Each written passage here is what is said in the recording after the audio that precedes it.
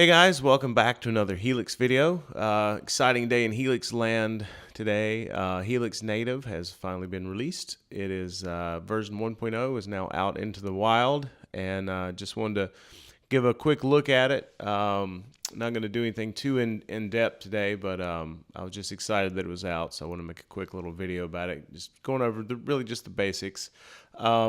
But you can go to line6.com to purchase it. You know, if you're already a Helix owner, you can get really good discounts. If you're on the Helix floor rack, it's like $99, which is just an amazing deal for what you're getting. Not going to go too deep into, pros and cons of using a plugin versus hardware and all that. I'll probably do more of that stuff in another video. But like I said, want to do just a real quick rundown of the basics and let you hear it and look at it and all that sort of stuff. So basically, if you're a Helix owner or a Helix enthusiast and you've watched any, stuff about Helix, this section is, really familiar. Basically, it's laid out in the same manner. You have 8 blocks per row, or you can make, you can pull stuff down and make stereo paths and all that good stuff. You can, right now I just have just a simple patch, so just going straight out to the host, which is the host software. I happen to be using Ableton Live. But you can, just as with the Helix hardware, I can route it down to path 2 if I want to expand that and keep doing more things with it. So that's nothing new, but basically that's how that works inside of the software. There's your input gate and threshold and all that good stuff. Same way everything works before. Your tap tempo, you can, or your tempo, so you're saying tap.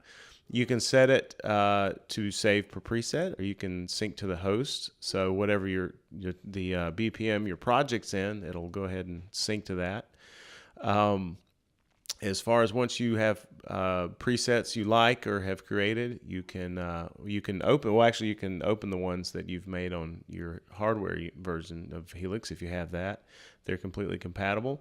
Right now, as far as version 1.0 of the Helix Native, snapshots aren't supported yet in the plugin. I don't think MIDI is not enabled yet either. So there'll be more to come, but basically all of the amps and effects they're all done, and it's all up to snuff. But anyway, you can still import your patches from Helix. You just won't be able to do the snapshot stuff. Save to disk if you want to back up your presets you create here, and then that way you can share them or import them back into your hardware. That's how you do that.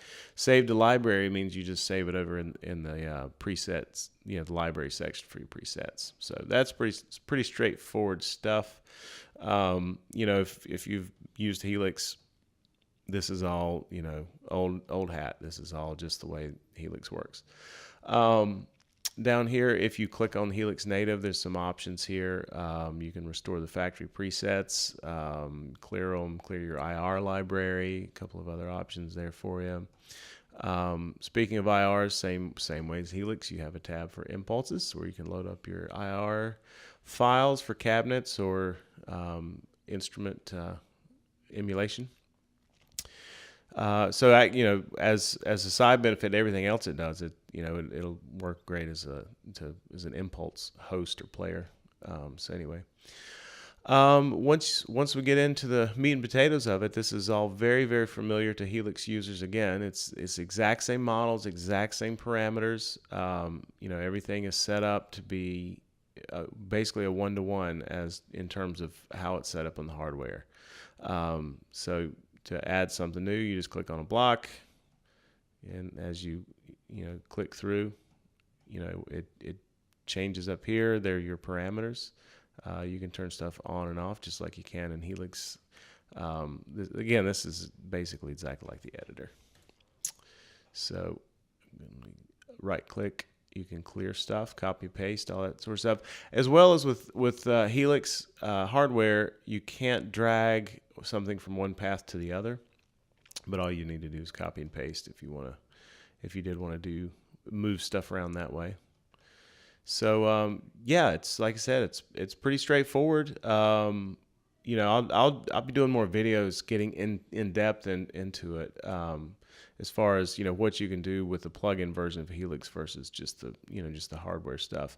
But the main thing I guess that is different that I wanted to talk about. You do have an input and an output meter. So that's probably, it's great that they put this on here, because I've done computer recording for a while, and that's really such a key element to getting good tone, is having your input levels set properly. If they're too weak, it is not going to be good. So let me turn off these distortion units really quick so you can just hear. This is just a basic amp tone, a little bit of delay and reverb.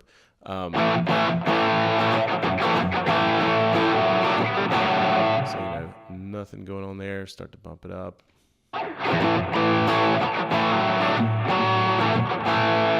Now it's starting to sound like something, but I'm going to go ahead and bump it a little bit more. I want to get it close, but I don't want it to peak. That's just slightly too hot, but you can already hear how it's really driving the amp. The amp model is starting to sound like a crank tube amp. When we're down here, it's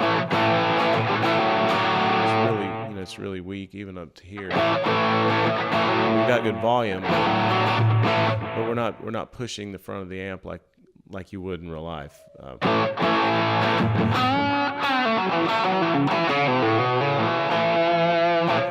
So just got to play around with it. I had a couple of peaks there, but you get the idea.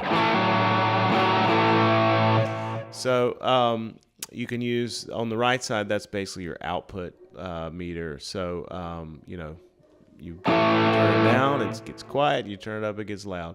Again, I kind of like to get these to where I'm close to the top as possible, but without any chance of actually hitting zero and peaking out.